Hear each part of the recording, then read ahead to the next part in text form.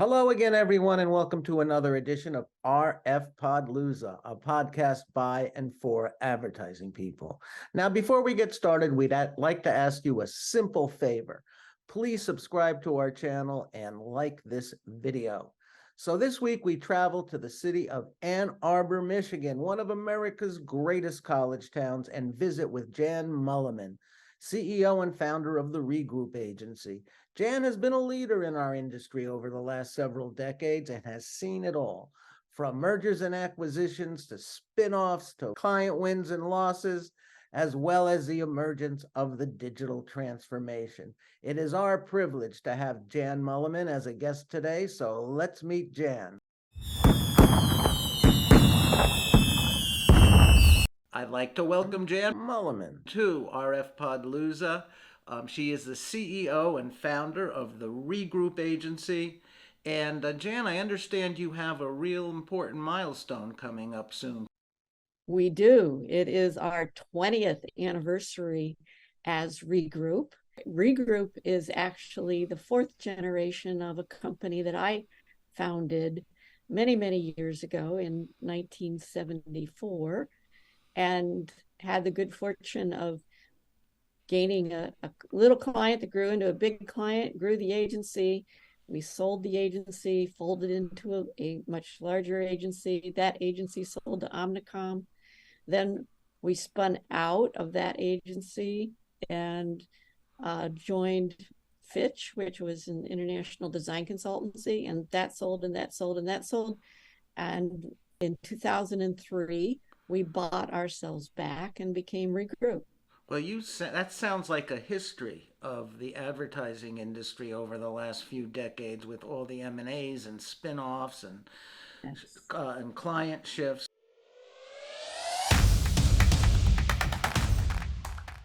Going back to the very beginning of your lineage, you started with a really well-known brand name, which makes and sells one of my favorite food groups. Why don't you tell us a little bit about that? Well, we had the good fortune to be approached by Tom Monahan of Domino's Pizza because he thought he had failed to respond to a protest that had been filed against his registration of the name Domino's Pizza by Domino's Sugar, Amstar. And he thought he had lost the use of the name, and he was going to pursue it in court, but he wanted to make sure that in the event that he lost, he could change the name.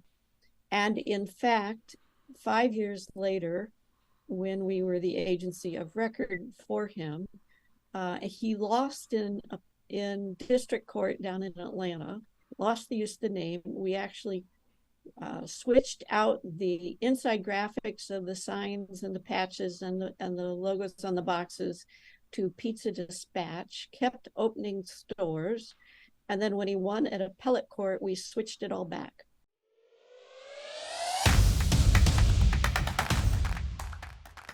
Your agency's background and your background, you have a lot of retail and or franchise experience. How is that different than servicing a regular, consumer products type brand? There is a huge difference in managing a multi-unit, either retail or franchise. And in a franchise organization, it's doubly complex because franchisees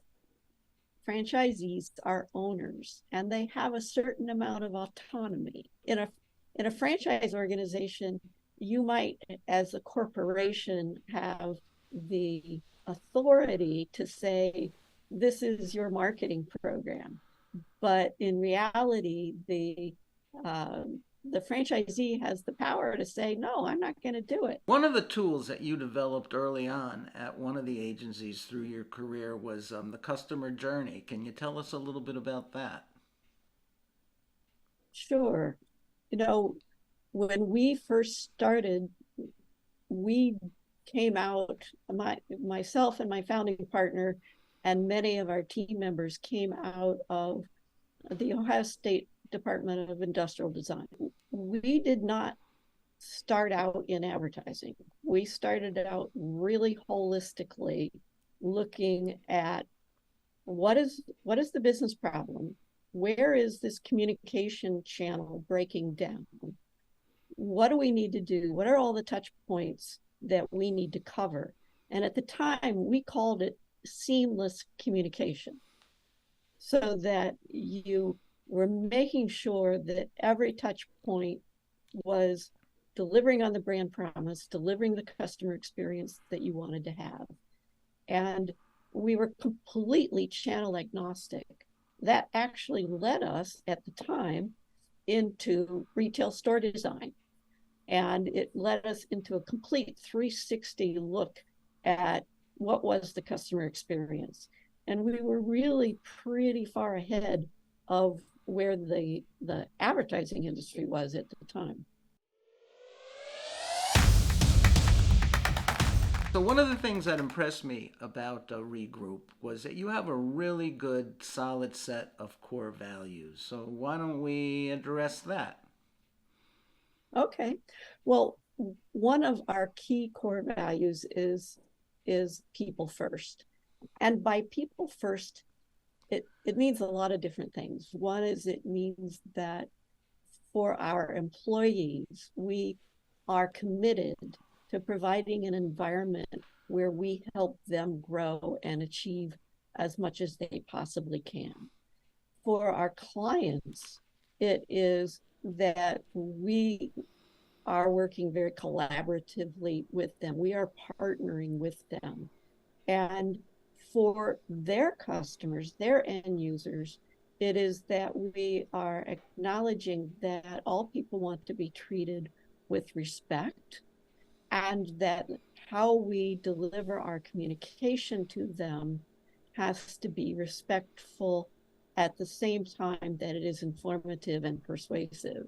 You know, I've run a couple of agencies, and one of the things that always troubled me is we did what I would call accordion staffing. You know, it would expand and contract depending upon clients. Now, I grew up in a really big agency where they hardly fired anyone. And, you know, there's an old adage in our industry, I forget who said it, maybe David Ogilvy, that each day all of our assets go in and out of the elevators. Yes.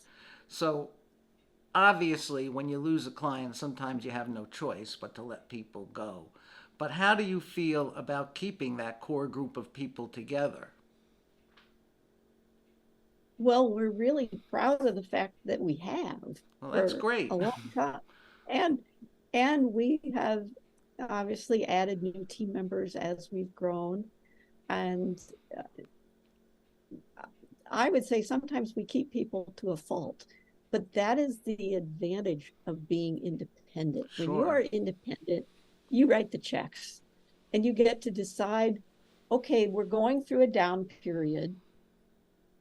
Let's look and see how long do we think this is going to last? What are we going to do to get out of it? And then how can we manage? What are we willing to risk in order to keep the good people that we have together as a team? You know, that happens. Agencies go up and down all the time. Sure, yeah. We like being able to make those decisions ourselves. I've been in an environment where it was dictated to me, and it's not fun. I bet you that had something to do with a holding company. Yeah. They answer to the beat of Wall Street, and if you can't increase your profits Yeah. every year, which you know, maybe some years breaking even isn't a bad thing if you can keep your culture together.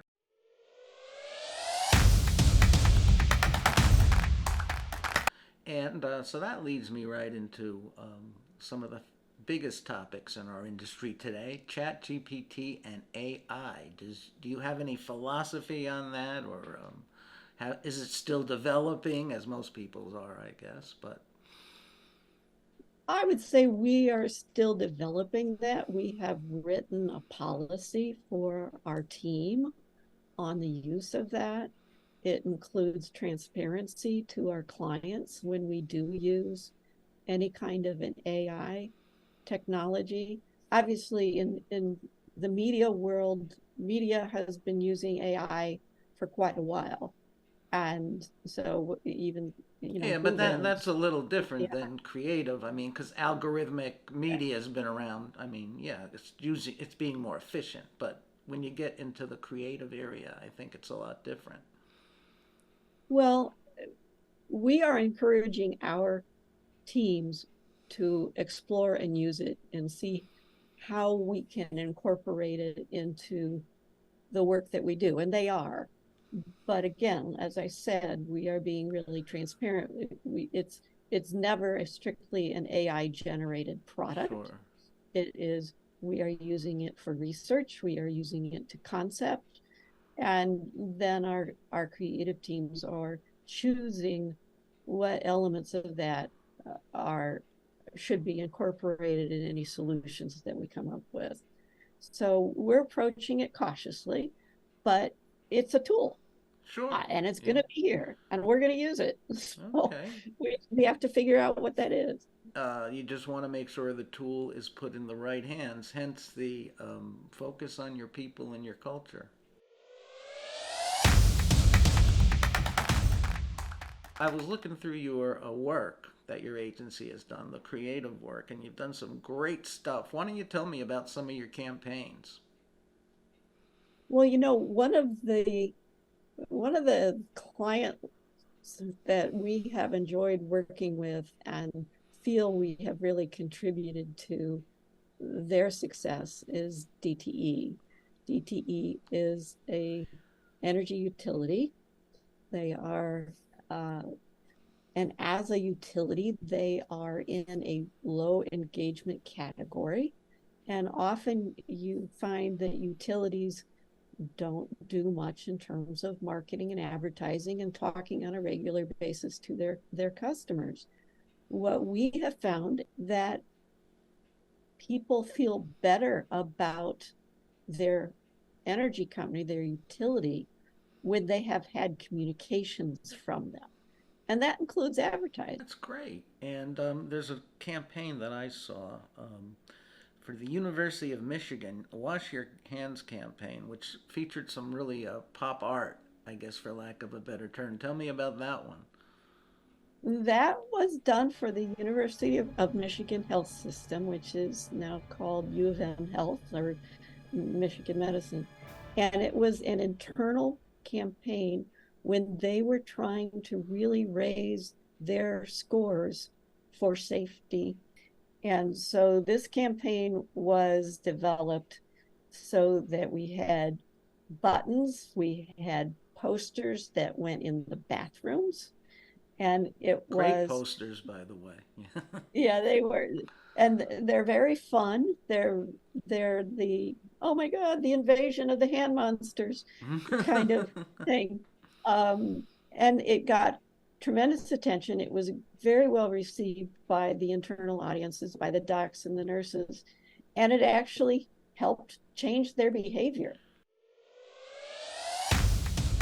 So, sort of changing the topic a little bit. One thing that's really of interest to me, maybe it's a pet peeve, I don't know, but I see, and we're all going through the digital transformation, right? And it's advertising is a lot different today than it was in the '80s. Um, my feeling is that digital has dumbed down the advertising process a bit, and I was wondering if you have an opinion on that. I do think that there is a bit of a trend back to brand and brand understanding the importance of brand consistency. And I do think that it is, I think that consumers recognize that. I mean, consumers are going to get tired of just having a bunch of digital ads flashed at them Sure. every time they launch a browser. It is getting to be wallpaper. Yeah, Remember when we called some ads wallpaper? yeah, Well, yeah. digital advertising is getting to be wallpaper.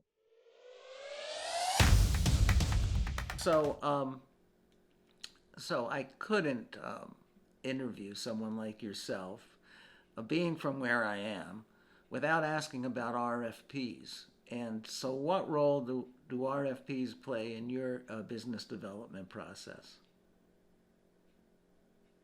Well, they are a very important part. And yes, thank you. We have actually won a client that we found on RFPalooza. There you go. So thank you very much for that Well, support. And RFPs are probably forever going to be part of an agency's business development process. What we try to do is to be really selective of what ones we pursue, and recognizing that we have to have something of relevance that we can offer them. And that's another core value or philosophy, at least, that I have, which is every time you talk to a customer, whether that is in a prospect mode where you are saying who you are and what you do, you always need to leave them with something of value. So we try to gift as much intelligence as we can in our RFP responses. And the most recent one that we did, thanks to your program, is they sent out an RFP that was a series of questions. It was more like an RFI, but it was a series of questions that let us shine because we could answer their questions with our experience that was relevant to them. What we are feeling is, in today's world, having a relationship of trust with your audience is getting increasingly difficult. What is truth? And yeah, that's true.